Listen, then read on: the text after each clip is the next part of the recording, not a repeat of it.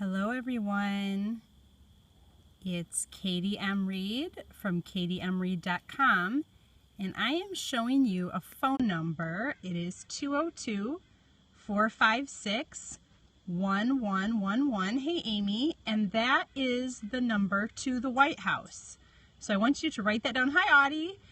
It's 202-456-1111, and you're going to need that number for later in this broadcast. I'm going to flip around here. Hey, Tara.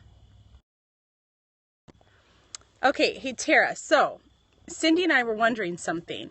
Is your name Tara or Tara? Maybe you can find a way to tell us which one is right, because we weren't sure. Hey, Grateful Chicks. Remind me of your name. Hey, Cindy. Hey, Cindy, I hope I'm going to try to be quick because I want people to go and watch your scope, but I am running late today. I was supposed to be on here at 1:30 for We Write, but my pregnant belly, Tara. Okay. All right, Tara. Okay. Hey, Samantha. My pregnant belly's a little off its schedule, and so I needed to eat lunch, and then we couldn't find our little jetpack thing for the for wireless. So Larissa, awesome. Oh, good. That was so fun to scope with Cindy. I wish we could do that all the time. It's very fun to scope with people. But I want to get right to the point because I want you to go over and watch Cindy's scope. So today I am talking about being a voice for the voiceless. You know, as writers and as speakers, we have great power. You know, we can lead people astray, or we can, oh, thanks, Cindy, you're so nice. Okay, here's a question for you guys. When you get that little alien emoji, like, what does that mean? Does that just mean I don't have that emoji, like, to know what it is? I'm always curious about that. So anyways, being a voice for the voices. Oh, yes, Larissa, I love that you did this for Cindy's scope, that you recap. That is so fabulous. What a gift. So being a voice for the voices, plus it keeps me on track. That's a good thing. We have so much power. Okay, I'm missing emoji, yes. Okay, because I'm like, I know people are always sending me aliens, especially like people are sending me aliens like when I announced I was pregnant. I'm like, it's really not an alien baby. But anyway, so we have great power when we write and speak. Sometimes we feel like nobody's listening, nobody's watching. But I venture to say there always is someone, and the Lord always is for sure. And we have great power to influence for bad or for good, and I hope that we are influencing for good. And today, if you're following me on social media, you know that this mama is geared up. And let me tell you why. One of my greatest friends, okay, she is an adopted mom. They just finalized on their adoption with a baby, but they have 2 boys. And these boys are already adopted, okay? They are their boys, legally in every sense of the word. But they are stuck over in DRC. And I don't know if you would know what's going over there in DR Congo, but 2 years ago, and I hope I'm getting all these facts right, the government shut down a portion of adoptions. And this has affected thousands of kids, okay? And from what I understand, it's just a travel document. It's nothing with their adoption because their adoptions are complete, but they are not able to bring their children home because they can't leave the country without this exit letter. It's a travel document. So today marks 2 years since this suspension has been they want the suspension lifted. Yes. So since it's been in place, and my friends need their boys home.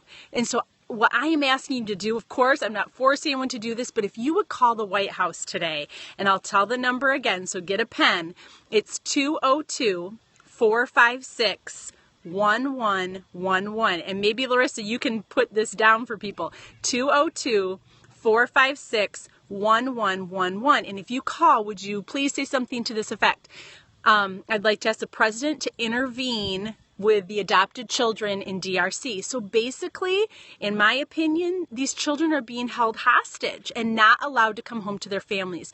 My friends have been over there. They've held their boys. They've parented them from afar, but also over there. They've fed them. They've bathed them. Oh, yes, that's great. Proverbs 31:8, Samantha, is about speaking up for the voiceless.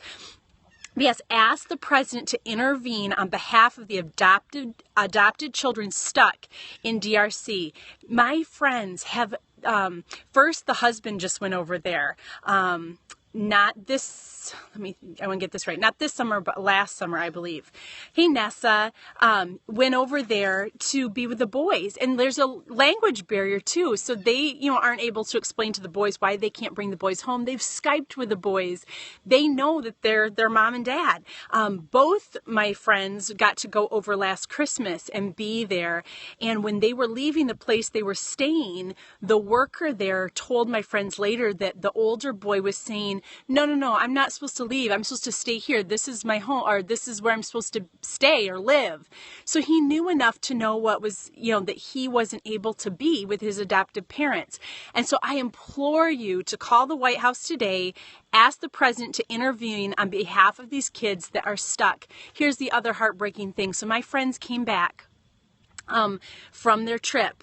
And this happened when just the husband went, and this happened when both the wife and husband went. But they wake up in the middle of the night having nightmares looking for their boys because they would, sleep with them. They'd hold them. So when they came back, the husband would just grasp for things. He'd wake up and he'd have all these stuffed animals with him because he was trying to hold on to the boys. I mean, can you imagine? And you can't believe, so heartbreaking. Absolutely. Yes. Call the White House.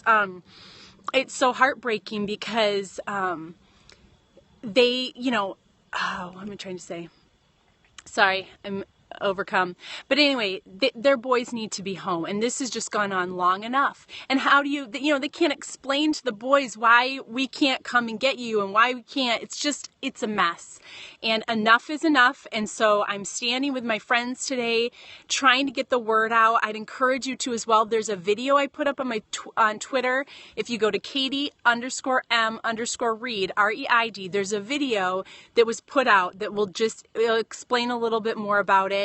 And, some people say awful things like, oh, it's trafficking and slavery and all this bozo stuff. But let me tell you, if anyone like you puts any of that junk on my wall today, which I know you won't because you're lovely periscopers, I will have some words because my friends have a heart for the Lord. They have followed his path and feel like he has asked them to adopt these boys, and they have adopted these boys. And, if my friends decided to stop, which they wouldn't, it would be abandonment, So, I know what I was going to say is that they've had people say, oh, you've gone through enough. It's been such a, hard time. Why don't you just stop this process? Because what if they never come home?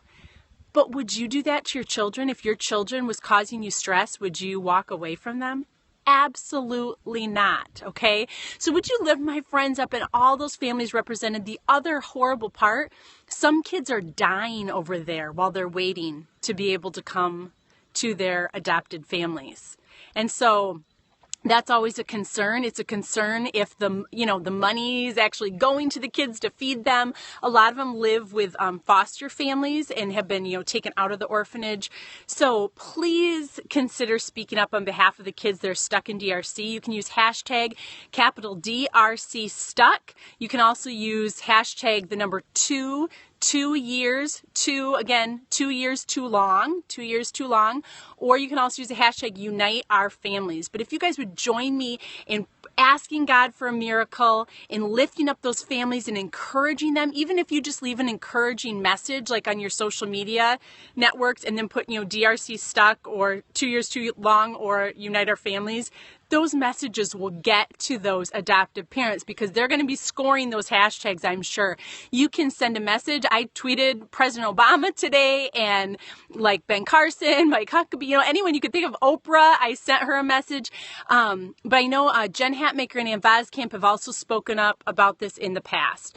So let's be a voice for the voiceless. The other thing I was thinking about is I was so geared up this morning, but I was also overcome with emotion that we live in a country where we can just call up the White House and speak, our heart and speak our mind. And I was thinking about it, I am passionate about adoptive families. I'm passionate about the unborn, but I was pretty convicted right before I got on here of like, I should call the White House and ask them to, not fund Planned Parenthood or to hold them accountable, because I haven't done that either. As some of you know, I have a brother with Down syndrome, and I am passionate about those with special needs and that they deserve the right to live. So many times pregnant women, are pressured, I think, to do thank you, Terry. I appreciate that. Are pressured to do like genetic testing and all that kind of thing. And if you did that, that's fine. But I just feel like when you go to the doctor, sometimes you're pregnant, there's this kind of underlying thing like, why don't you do the testing and then decide what you want to do? It's like, why? I mean, I understand sometimes early detection could maybe help you prepare mentally, or there could be a medical procedure that could help the situation. But so many times there's this underlying thing of, they don't say abortion, but it's kind of, well, then you can decide what you want to do when you have all the facts. And that just makes me want to vomit. I have had some morning sickness, so that makes me want to vomit too. But anyways, let's be a voice for the voiceless, because, I think someday we'll stand before the Lord and, he might ask us, hey, did you speak up for these people? I gave you a voice to speak. I gave you fingers to type on the keyboard. What did you do with that? And we don't always have to have these heavy posts out there, but I think we all have an opportunity today to be a voice for the voiceless. I wanted to also share something. My friend Wendy Speak is over on gracetable.org. Larissa, maybe you can type that out. Gracetable.org. And she told a beautiful story about a widow in their church today. And it was just reminding me that, this widow has since passed, but Wendy's using her voice, using her words to tell her story so that we can learn from her about receiving gifts and giving gifts and being generous and living a life that counts. So I want to encourage you today for this episode or this edition of We Write, use your voice to speak on behalf of the voiceless. Tell stories of those who have since passed away. When we pass away someday, don't you want someone to take the time to write our story so that others can learn from our mistakes, from our triumphs, from the grace that God has given us? I'm so glad you joined me today, and I will see you on Monday. We kind of told you next week we'll be in a special place. But I will see you Monday at 10 a.m. for the Monday message, and then Wednesday about 7 p.m. for Stop Hammock Time, and then Friday, it's usually around 1:30 for We Write. And then actually, I'm trying to think. Whenever it starts being October, I'm going to be scoping every day at 1:30, just the weekdays, Monday through Friday. So I think that falls into there, but we'll still do Stop Hammock Time in the evenings, I think. So thank you for joining me. Go over to Cindy Baltima. She's probably already started, and view her scope, because I always learn something great, and she's a fabulous person. Take care. Hope you guys have a great weekend, and let's be a